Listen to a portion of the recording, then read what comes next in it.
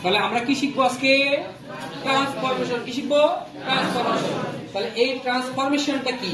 Transformation একটা গ্রামারের একটা আইটেম। এই ট্রান্সফরমেশন কাকে বলে আমরা সংজ্ঞাটা দিতে পারি। যদি কোনো সেন্টেন্স এর অর্থের কোনো পরিবর্তন না ঘটিয়ে, কি বললাম?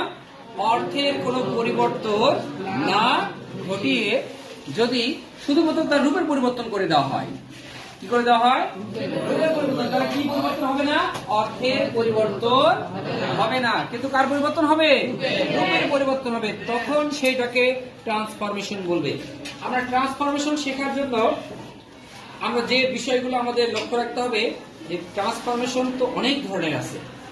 ফার্স্ট অফ অল আজকে আমরা শিখবো অ্যাফারমেটিভ থেকে নেগেটিভ সেন্টেন্স, এটা একটা ট্রান্সফরমেশন। অ্যাসার্টিভ থেকে ইন্টারোগেটিভ, এটা একটা ট্রান্সফরমেশন। অ্যাক্টিভ টু প্যাসিভ, এটা একটা ট্রান্সফরমেশন। সিম্পল কমপ্লেক্স কম্পাউন্ড, এটা একটা ট্রান্সফরমেশন।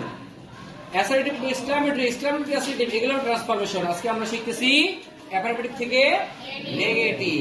দেখো, অ্যাফারমেটিভ সেন্টেন্স থেকে আমরা নেগেটিভ সেন্টেন্স কিভাবে রূপান্তর করতে পারি আজকে এটা দেখবো। এবং অ্যাফারমেটিভ থেকে নেগেটিভ সেন্টেন্সে রূপান্তর করতে গেলে তোমাদের যা যা প্রয়োজন হবে সবগুলো আমি বলে লিখে দিয়েছি। প্রথমত তোমাদের যা জানতে হবে অ্যাফারমেটিভ থেকে নেগেটিভ করতে গেলে, কিছু অ্যাডভার্ব জানতে হবে। কি জানতে হবে? আবার কিছু অ্যাডজেক্টিভও জানতে হবে। কি জানতে হবে? অ্যাডভার্ব এবং অ্যাডজেক্টিভ জানতে হবে। এখন অ্যাডভার্ব এবং অ্যাডজেক্টিভ কিভাবে জানবো, কিভাবে শিখবো? আমরা অ্যাডভার্ব এবং অ্যাডজেক্টিভ কিন্তু পড়ছি কিনা? অ্যাডভার্ব এবং অ্যাডজেক্টিভ পড়ছি।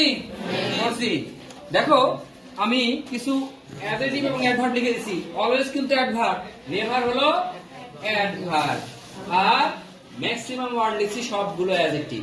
তাহলে অলওয়েজ থাকলে নেভার হবে, নেভার থাকলে এভার হবে, লাইক থাকলে ডিসলাইক হবে, ডিসলাইক থাকলে লাইক হবে। এটা মুখস্থ করবে এরকম করে। অলওয়েজ থাকলে নেভার হবে, নেভার থাকলে অলওয়েজ হবে, এরকম করে পড়বা। আচ্ছা, এটা মুখস্থ করবা। এটা কি করবা? মুখস্থ করবা। এরপরে নিয়মে আসি আমরা। এরপরে কি আসি? নিয়মে আসি। আমাদের নিয়মটা কি বলতেছে?